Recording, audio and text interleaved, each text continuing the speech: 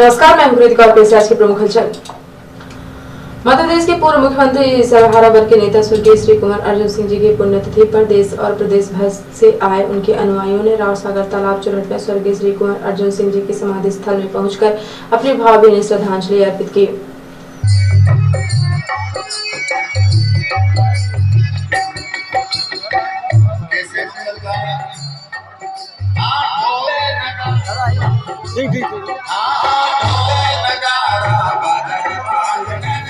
पुष्पांजलि कार्यक्रम के दौरान प्रसिद्ध कबीर गायक पद्मश्री प्रहलाद टिपानिया ने कबीर भजन गाकर अपनी प्रस्तुति दी, जिसको कार्यक्रम में मौजूद हजारों लोगों ने बड़े ही भाव से सुना और सराहा।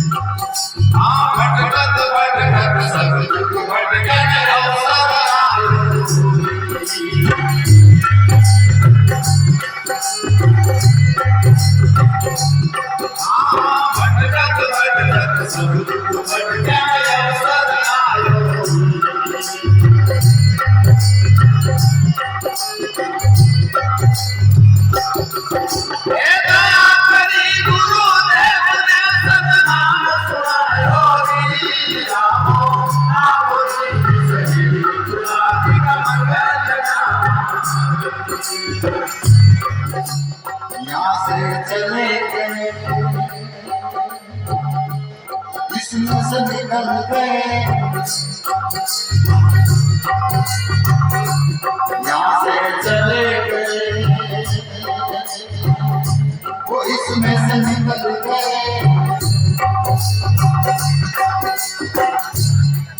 यहाँ चले गए महाराज करके काया की टुकड़ा, करके काया की टुकड़ा।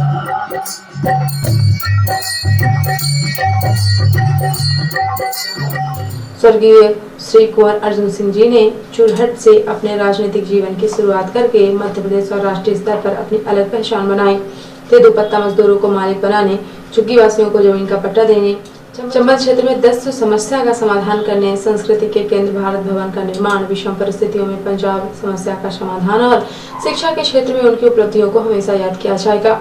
उन्होंने हमेशा गंगा जमुनी तहजीब और भाईचारा को बढ़ावा दिया और बिना किसी भेदभाव और पक्षपात के सबके भले के लिए काम किया। पुण्यतिथि पर आयोजित कार्यक्रम में सभी आगंतुकों का आभार व्यक्त करते हुए पूर्णतः प्रतिपक्ष अजय सिंह राहुल भैया ने कहा कि हम सबके ने दाऊ साहब से बहुत कुछ सीखा है। हम सब उनके दिखाए पथ पर चलते हुए गंगा जमुनी तहजीब को बरकरार रखने के लिए काम करें। हम समाज के अंतिम छोर पर खड़े लोगों की सेवा करते रहे, जिनके लिए दाऊ साहब हमेशा चिंता करते थे। उन्होंने कहा कि प्रसिद्ध कबीर गायक पद्मश्री प्रहलाद टिपानिया जी से मेरे परिवार का पुराना नाता है। इस वर्ष दाऊ साहब की 11वीं पुण्यतिथि है और दाऊ साहब कबीर उपासक थे। ऐसे में उनकी पुण्यतिथि के अवसर पर टिपानिया जी और उनके पूरी टीम की उपस्थिति पर मैं उनका बहुत आभार व्यक्त करता हूं। इसके साथ ही पुष्पांजलि कार्यक्रम में पधारे समस्त दाऊ साहब के चाहने वालों का भी बहुत बहुत आभार व्यक्त करता हूं। ये सिर्फ चुरहट और सीधी के लोग नहीं है, सतना से हैं, रीवा से हैं, डिंडोरी मंडला से हैं, शहडोल से हैं, अनूपपुर से हैं, मोरिया से हैं। सभी दाऊ साहब के जो प्रेमी लोग हैं वो एक मौका रहा था साल में जब सब जने इकट्ठा हो। श्रद्धांजलि कार्यक्रम में प्रमुख रूप से चित्रकूट विधायक नीलांशु चतुर्वेदी, प्रदेश महामंत्री महेंद्र सिंह चौहान, पूर्व महापौर सपना राजा राम त्रिपाठी, मैहर नगर पालिका अध्यक्ष धर्मेश घई, पूर्व विधायक सुखेंद्र सिंह वन्ना, प्रदेश महामंत्री ज्ञान सिंह, NSUI प्रदेश अध्यक्ष मंजू त्रिपाठी, पूर्व मंत्री कमलेश्वर द्विवेदी, सतना जिलाध्यक्ष दिलीप मिश्रा, बबीता साकेत, रश्मि पटेल, पूर्व विधायक सरस्वती सिंह, रमा शंकर पटेल, विद्यावती पटेल, शिव प्रसाद प्रधान, महमूद अहमद, उर्मिला त्रिपाठी, राम निवास, उर्मिला, गीत सिंह, डॉली चौरसिया, प्रदेश महामंत्री ज्ञान सिंह चौहान, सीधी जिलाध्यक्ष गुप्ता सिंह बाबा, राजपाल सिंह सतना, मनीष त्रिपाठी, अनुज प्रताप सिंह सहडोल, जवाहर राव, संतोष सिंह, श्रीमती सुमन लता अग्रवाल जी, आजाद बहादुर सिंह, श्रीमती सीमा सिंह, राम निहोर राव, पुष्पेंद्र शर्मा सहित बड़ी संख्या में स्थानीय लोग उपस्थित थे। कार्यक्रम के दौरान मध्य प्रदेश के पूर्व नेता प्रतिपक्ष अजय सिंह ने एनटी मीडिया न्यूज के सवालों के जवाब देते हुए कहा कि दाऊ साहब की पुण्यतिथि पर लोग उनके व्यक्तित्व की वजह से एकत्रित होते हैं। आज दाऊ साहब की पुण्यतिथि पर प्रदेश भर से लोग यहाँ पे जुटे हैं। कौन सी ऐसी खास बात है, कौन सी ऐसी प्रेरणा है जो लोगों को यहाँ खींच लाती है? यदि एक शब्द में कहूँ, उनके व्यक्तित्व की वजह से पुण्यतिथि के अवसर पर प्रदेश के कोने कोने से लोग यहाँ पर उपस्थित होते हैं, उसके अलावा और कुछ नहीं। टिप्पणिया जी, दाऊ साहब को पूरा हिंदुस्तान जाता है। आज उनके बहुत सारे प्रदेश भर से अनुयायी यहाँ पे आए हुए हैं। आपको भी उनका सानिध्य प्राप्त हुआ है। कौन सी ऐसी बातें हैं दाऊ साहब की जो आपको प्रभावित करती हैं? दाऊ साहब का हमने जो 82-83 में दिल्ली के अंदर जब पहली बार, चूँकि वो मुख्यमंत्री थे, हम तो एक साधारण गायक थे और वैसे भी हम उतना कुछ नहीं थे और हमें उतना उनसे परिचय नहीं था, पर वो खुद रुक करके जब उन्होंने पूछा कि आप मध्य प्रदेश में कहाँ से हैं, तब हमें लगा कि यदि एक मुख्यमंत्री पद पर रह करके इनकी आत्मीयता के साथ में अपने प्रदेश से एक सामान्य आदमी से उनका इतना लगाव है, ये उनके संतत्व का परिचायक था। और जैसा वो कहते थे वैसा करते थे, और जो इस तरह के शख्सियतें रहती है वही एक प्रकार का उनका संतत्व का परिचायक है। इसलिए वो इतने बड़े राजा, इतने बड़े मुख्यमंत्री, इतने बड़े होने के बाद भी उनकी जो एक सहजता थी वो हमने वहाँ पर देखी। तब से हमारा उनके एक आत्मीय प्रेम था और उसी की वजह से भैया से भी इतना आत्मीयता है। और उनके इस अवसर पर हमें आगे जो उनके प्रति एक श्रद्धांजलि समर्पण करने का अवसर मिला, ये हमारा सौभाग्य है। बस। कार्यक्रम में आए चित्रकूट के विधायक नीलांशु चतुर्वेदी ने भी दाऊ साहब के व्यक्तित्व पर प्रकाश डाला। भैया, आज आप दाऊ साहब की पुण्यतिथि पर यहाँ पे पधारे हुए हैं। कौन सी ऐसी प्रेरक बातें हैं दाऊ साहब की जो आपको बहुत अच्छी लगती हैं? देखिए, दाऊ साहब के बारे में कोई एक बात तो है नहीं है। दाऊ साहब का जीवन एक जीवन शैली है, उस पूरी जीवन शैली को अपनाना चाहिए। हम जैसे युवाओं को वो एक व्यक्तित्व नहीं है, एक वो जीवनी है, एक जीवन की दिनचर्या है, जीवन में ऑब्जर्व करने की बातें हैं। जैसे जो बहुत सारी चीज़ें जो भगवत गीता में होती हैं वो दाऊ साहब के जीवन में दिखती हैं। उन चीज़ों को अपने जीवन में अगर 2-4% भी हम लोग लागू कर देंगे तो निश्चित तौर पे लोगों की मदद करने के लिए खड़े रहेंगे। कार्यक्रम के दौरान मध्य प्रदेश कांग्रेस कमेटी के महामंत्री महेंद्र सिंह चौहान ने कहा कि भी समर शेष है, जिसकी आज घोषणा हो रही है। समर शेष है नहीं पाप का, भागी केवल व्याध, और जो तटस्थ है समय लिखेगा उनका भी अपराध। आज ये प्रेरणा स्थल में यही संदेश है दाऊ का, जो उन्होंने 1994 में कहा था, फिर से वो समय लौट आया। सीधी जिले में कानून और व्यवस्था की स्थिति दिनों दिन बिगड़ती जा रही है। 5 मार्च को सीधी सर से लगे जमोली थाना अंतर्गत ग्राम नौढ़िया में संजय सिंह चौहान नाम के युवक की वहीं पर निर्माणाधीन गौशाला में अज्ञात लोगों द्वारा हत्या करने का मामला सामने आने के बाद पूरे शहर में सनसनी फैल गई। संजय सिंह नाम के युवक के अज्ञात लोगों की हत्या करने की खबर आग की तरह फैल गई। घटना की जानकारी मिलते ही पुलिस ने मौके पर पहुंचकर सबको अपने कब्जे में लेकर तथ्यों की तलाश और मामले की जांच पड़ताल शुरू कर दी। पुलिस ने शव का पोस्टमार्टम कराया है। साथ ही पुलिस ने परिजनों के बयान भी दर्ज किए हैं, जिससे परिजनों ने कुछ संदिग्ध लोगों के नाम भी बताए, जिनसे पुलिस द्वारा दूसरे दिन भी कड़ाई से पूछताछ की गई। इस अंधे हत्याकांड को लेकर लोग तरह तरह की चर्चाएं व्यक्त कर रहे हैं। पुलिस के लिए यह हत्याकांड किसी चुनौती से कम नहीं है। सूत्रों से मिली जानकारी के आधार पर बताया जा रहा है कि पुलिस हत्या और हत्यारे का पता लगाने में सफल हो गई है। इस मामले का खुलासा आज 7 मार्च को पुलिस अपने नवागत पुलिस अधीक्षक के निर्देशन में इस अंधे हत्याकांड का पर्दाफाश करेगी।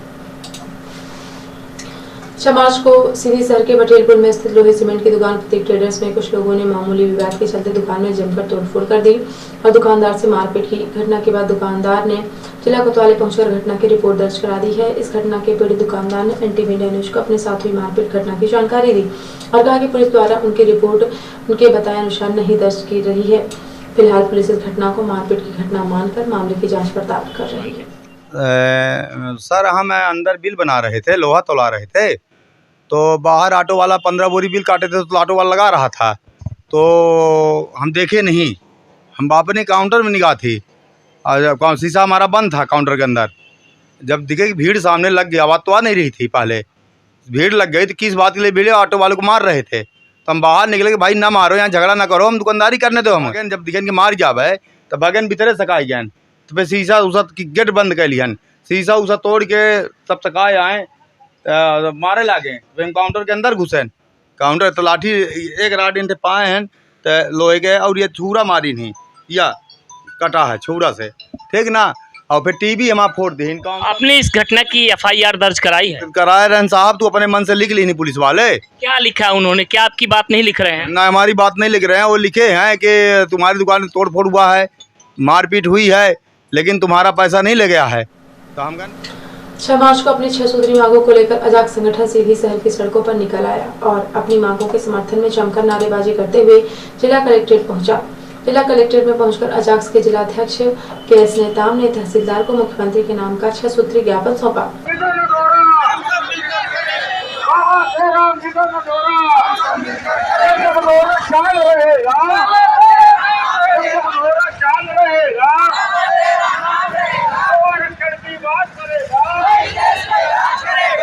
ज्ञापन सौंपने के बाद अजाक्स के जिलाध्यक्ष नेता ने एनटीवी इंडिया न्यूज को अपनी मांगों की जानकारी दी। इसके साथ ही के.एस. नेताम ने एनटीवी इंडिया न्यूज के द्वारा पूछे गए अन्य सवालों के भी जवाब दिए और कहा कि हमें भरोसा है कि सरकार हमारा अधिकार हमें देगी। देखिए, हम लोग अपनी मांगों को लेकर के हम लोग सड़क से लेके और आगे तक लड़ते रहते हैं हमेशा, और ये कोई नई लड़ाई हम लोग नहीं लड़ रहे हैं। हम लोग को, मुझे लगता है कि हमारा समाज ही लड़ने के लिए ही पैदा हुआ है, ऐसा लगता है मुझे। और हम लोग अपनी मांगों को लेकर के, हमारी जो समस्याएं हैं, कठिनाइयां हैं, उनको लेकर के समय समय पे हम लोग आंदोलन करते हैं। आंदोलन के माध्यम से, ज्ञापन के माध्यम से सरकार और प्रशासन तक अपनी बात पहुंचा करके उन समस्याओं का निराकरण कराने की मांग करते रहते हैं। उसी अनुक्रम में पिछले बार भी हम जो आपने हमारा इंटरव्यू लिया था 20 तारीख को, उसमें मैंने यही बात बोली थी कि ये जो मुख्य मामला है, मुख्य जो बिंदु है, उसके साथ साथ बहुत सारे मांग और भी हैं। मुख्य मांग है पदोन्नत में आरक्षण को लेकर के।